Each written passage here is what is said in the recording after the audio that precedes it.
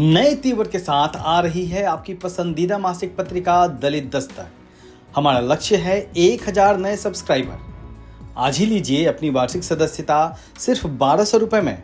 नीचे दिए गए नंबर पर आज ही संपर्क करिए या व्हाट्सएप करिए।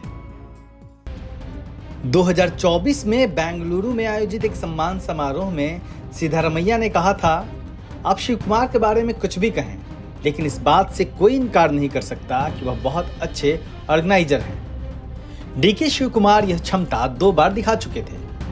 पहली बार 2003 में जब उन्होंने महाराष्ट्र के 40 कांग्रेस विधायकों की मेजबानी की ताकि विलासराव देशमुख के नेतृत्व वाली डेमोक्रेटिक फ्रंट की सरकार को बचाया जा सके। तो दूसरी बार साल 2017 में जब तत्कालीन कांग्रेस अध्यक्ष सोनिया गांधी के राजनीतिक सचिव अहमद पटेल को राज्यसभा के चर्चित चुनाव के दौरान उन्होंने गुजरात के 44 कांग्रेसी विधायकों को अमित शाह की पकड़ से दूर रखा।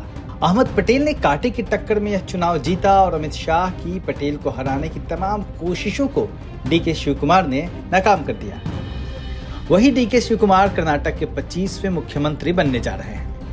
समर्थकों के बीच डीकेएस के नाम से चर्चित शिव कुमार छात्र जीवन से ही कांग्रेसी हैं। वह एनएसयूआई के छात्र नेता से सीएम की कुर्सी पर पहुंच रहे हैं। 15 मई 1962 को जन्मे डुड्डालहाली कैंपेगौड़ा शिव कुमार यानी डीके शिव कुमार का जन्म बेंगलुरु कर्नाटक के पास कनकपुरा में हुआ। उनके राजनीतिक करियर की शुरुआत तब हुई जब उन्होंने 1989 में कर्नाटक के कद्दावर नेता एसडी देवेगौड़ा को सथानूर से हराया। सांगठनिक क्षमता के साथ साथ उन्हें उनके जिद्दी स्वभाव और जो चाहिए वह हासिल कर लेने वाले नेता के तौर पर भी जाना जाता है। उनका मानना है कि सत्ता छीनी नहीं पड़ती है। इसकी बानगी देखिए। शिव कुमार ने 1999 में शपथ लेने जा रही कांग्रेस सरकार के मंत्रियों की सूची में अपना नाम शामिल करवाने के लिए मुख्यमंत्री बनने जा रहे एसएम कृष्णा को आधी रात को नींद से जगाया था। शिव कुमार ने एसएम कृष्णा को श्रद्धांजलि देते हुए खुद इस घटना का जिक्र किया था। बकौल शिव कुमार, मंत्रियों की सूची एसएम कृष्णा और मैंने मिलकर तैयार की थी और पार्टी हाईकमान को भेजी थी, लेकिन जब रात में सूची वापस आई तो उसमें मेरा नाम नहीं था। मैंने कृष्णा से कहा कि मेरे बिना वह मुख्यमंत्री पद की शपथ नहीं ले सकते और इस तरह डीके शिव कुमार पहली बार मंत्री बने। वर्तमान में डीके शिव कुमार कर्नाटक प्रदेश कांग्रेस कमेटी के अध्यक्ष हैं। 20 मई 2023 को कर्नाटक का उप मुख्यमंत्री बनने से पहले वह कर्नाटक सरकार में सहकारिता मंत्री, जल संसाधन मंत्री, जेल, चिकित्सा, शिक्षा और ऊर्जा जैसे अहम विभागों के मंत्री रह चुके हैं। उन्हें कर्नाटक का सबसे अमीर राजनेता माना जाता है। 2023 विधानसभा चुनाव में चुनाव आयोग को सौंपे गए हलफनामे में डीके शिव कुमार और उनके परिवार का नेटवर्थ 1413 करोड़ रुपए से ज्यादा बताया गया था।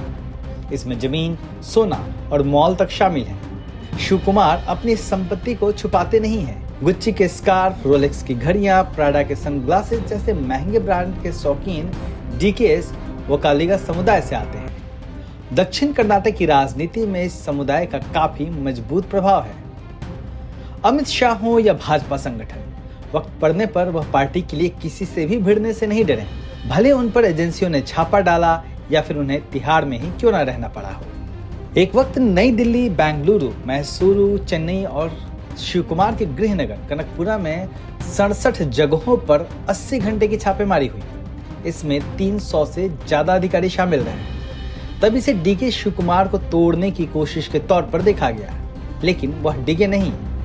मनी लॉन्ड्रिंग प्रिवेंशन एक्ट के तहत ईडी ने शिव कुमार को 3 सितंबर को हिरासत में ले लिया। जब वह तिहाड़ में थे तो सोनिया गांधी उनसे मिलने पहुंची। इससे उनके कद का सहज ही अंदाजा लगाया जा सकता है। मुख्यमंत्री पद संभालने के बाद डीकेएस पर अब दक्षिण में भाजपा को रोकने की चुनौती भी होगी। भाजपा अभी भी दक्षिण भारत में अपने विस्तार की प्रक्रिया में है। कर्नाटक उसके लिए दक्षिण का प्रवेश द्वार रहा है। ऐसे में कांग्रेस का एक मजबूत मुख्यमंत्री भाजपा के विस्तार को चुनौती दे सकता है। डीकेएस संगठन और सत्ता के लिए अमित शाह की तरह ही विरोधियों से भिड़ना और चुनौती देना भी जानते हैं। अगर वह ऐसा कर पाते हैं तो उनकी राजनीतिक स्वीकार्यता राज्य की सीमाओं से बाहर भी बढ़ सकती है और कांग्रेस के भीतर आने वाले दिनों में वह एक बड़े चेहरे के तौर पर उभर कर सामने आ सकते हैं। ब्यूरो रिपोर्ट, दलित दस्तक।